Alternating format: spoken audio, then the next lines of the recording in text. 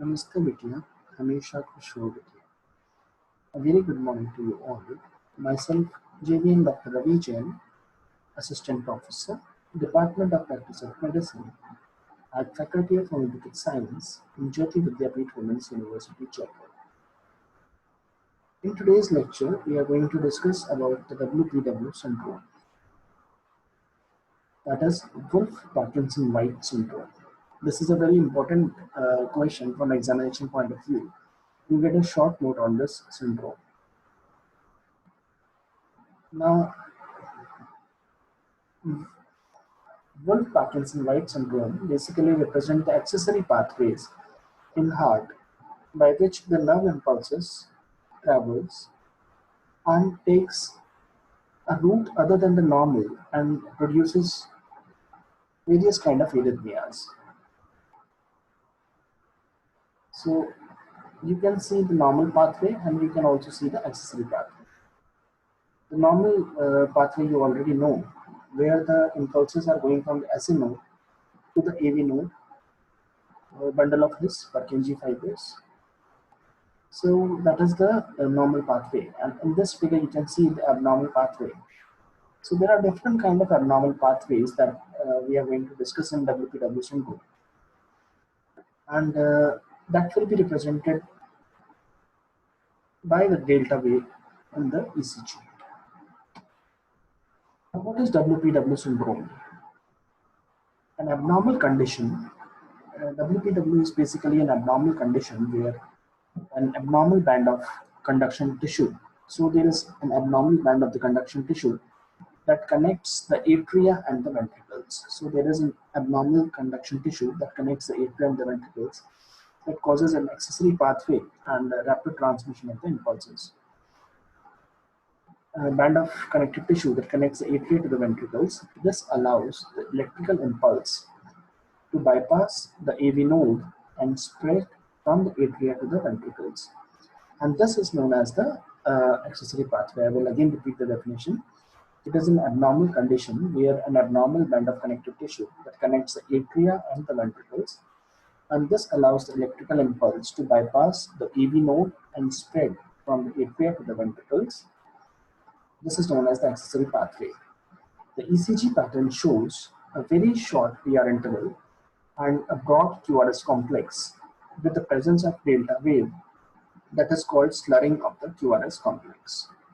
So you can see in the ECG the delta wave. Now there are various kind of variations that you can see in the WPW syndrome depending upon the accessory pathway. So there are basically four types of variations. Number one is the sinus rhythm. Number two is the orthodromic tachycardia. Third is the antidromic tachycardia. And the fourth one is basically the atrial fibrillation. I will again repeat all the four things. We have the sinus rhythm, we have orthodromic tachycardia, we have antidromic tachycardia, and we have atrial fibrillation.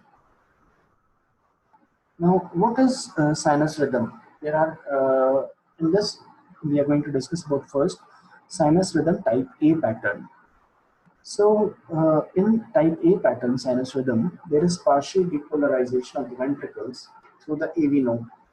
So, there is partial depolarization of the ventricles through the AV node and partly through the accessory muscle fiber. So, some of the muscle fibers are getting depolarized of the ventricles via the AV node and partly by the accessory pathway. It is associated with the left-sided accessory pathway, and it is characterized on the ECG by a short PR interval and a broadened QRS complex plus a delta wave. So you can see in the first figure, there is an accessory pathway, partly through the AV node and partly through the accessory pathway. Now, the second one is the orthodromic tachycardia. What is orthodromic tachycardia? It is the most common form of tachycardia in WPW syndrome.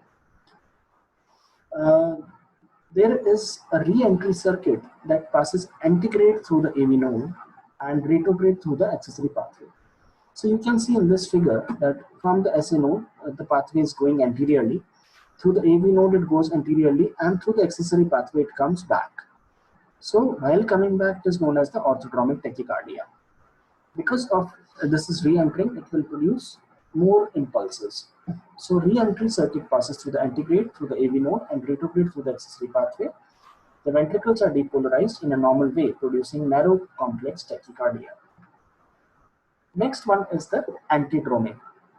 In the antidromic pathway, what happens is the re-entry circuit passes antegrade through the accessory pathway and retrograde through the AV node. You can see in this figure, the impulses are going from the SA node to the AV node, then antegrade through this pathway, through the accessory pathway, and retrograde through the AV node.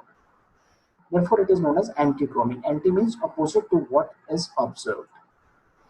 The ventricles are depolarized through the accessory pathway, producing a broad complex tachycardia. Now, the fourth one is the atrial fibrillation.